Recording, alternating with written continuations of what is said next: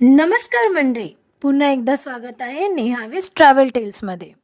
हम्पीचं सर्वात भव्य आणि प्रसिद्ध मंदिर म्हणजे विजया विठ्ठल मंदिर. हे मंदिर 15व्या शतकात विजयनगर साम्राज्याच्या काळात उभारलं गेलं.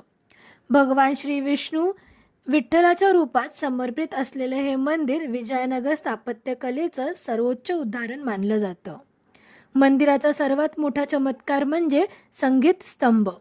मंदिरात एकूण 50हून जास्त संगीत स्तंभ आहेत.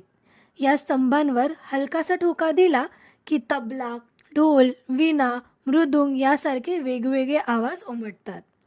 दगडातून स्वर काढण्याचं हे अनोखं कौशल्य आजही जगभरातील अभ्यासकांना चकित करतं. पण या मंदिराचं खरी शान आहे दगडरथ. हा रथ खरं तर गरुडाला समर्पित मंदिर आहे. तो पूर्णपणे ग्रॅनाइट दगडातून बांधलेला असून चाकं, धुरा, सजावट सगळं इतकं जिवंत दिसतं की जणू खरंच चालू शकेल असं वाटतं.